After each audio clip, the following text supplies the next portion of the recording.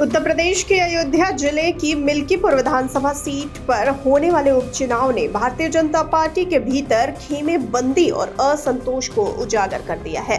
जी हां, भाजपा ने चंद्रभान पासवान को अपना प्रत्याशी बनाया है, लेकिन यह फैसला पार्टी के भीतर गुटबाजी का कारण बन गया है। पूर्व विधायक बाबा गोरखनाथ, जो काफी समय से इस उम्मीद में थे कि उन्हें टिकट मिलेगा, इस फैसले से खासे नाराज हैं।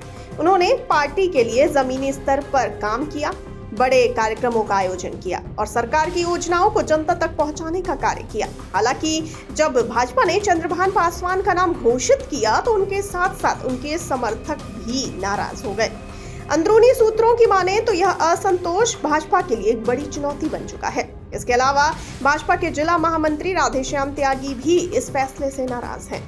उन्होंने पार्टी नेतृत्व के सामने अपनी बातें और प्रस्ताव रखे थे, लेकिन उनकी भी अनदेखी की गई। उनकी नाराजगी का स्तर इस कदर बढ़ गया कि चंद्रभान पासवान के नामांकन के दौरान जब उत्तर प्रदेश सरकार के 6 मंत्री वहां मौजूद थे, राधेश्याम त्यागी शामिल नहीं हुए। उन्हें मनाने के लिए भाजपा के वरिष्ठ नेता सूर्य प्रताप शाही और स्वतंत्र देव सिंह को हस्तक्षेप करना पड़ा।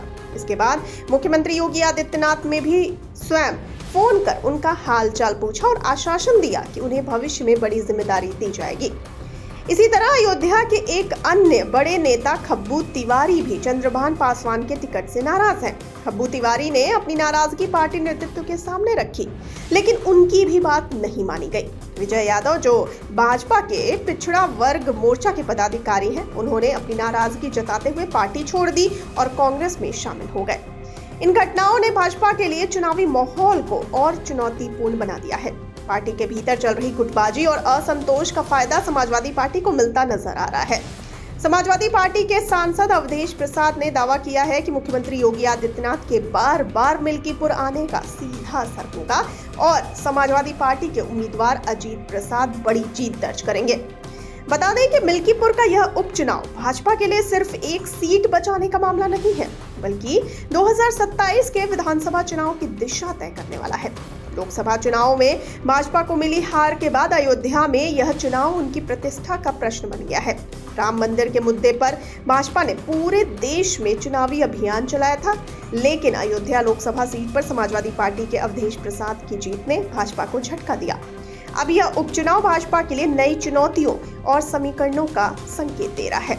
फिलहाल भाजपा को पार्टी के भीतर चल रही इस गुटबाजी से निपटना होगा। मुख्यमंत्री योगी आदित्यनाथ ने व्यक्तिगत रूप से मिल्कीपुर की जिम्मेदारी संभाल रखी है और असंतोष को दूर करने के लिए खुद प्रयासरत है। लेकिन यदि पार्टी आंतरिक कलह को नहीं सुलझा पाती तो इसका सीधा असर उपचुनाव के नतीजों पर पड़ सकता है। बता दें कि समाजवादी पार्टी इस मौके का भरपूर फायदा उठाने की कोशिश में है। अवधेश प्रसाद के मुताबिक भाजपा के आंतरिक विवाद और जनता के बीच उनकी सरकार के कामकाज को लेकर असंतोष समाजवादी पार्टी के लिए फायदेमंद साबित हो सकता है। मिल्कीपुर का यह चुनाव केवल वर्तमान का नहीं, बल्कि भविष्य के राजनीतिक समीकरणों का आधार तय करेगा। अब देखना होगा कि भाजपा अपने भीतर की गुटबाजी और असंतोष को शांत कर पाती है या फिर नहीं। क्या समाजवादी पार्टी इसे अपने पक्ष में भुना पाती है? आपको क्या लगता है? अपनी राय हमें बताइए कमेंट सेक्शन में।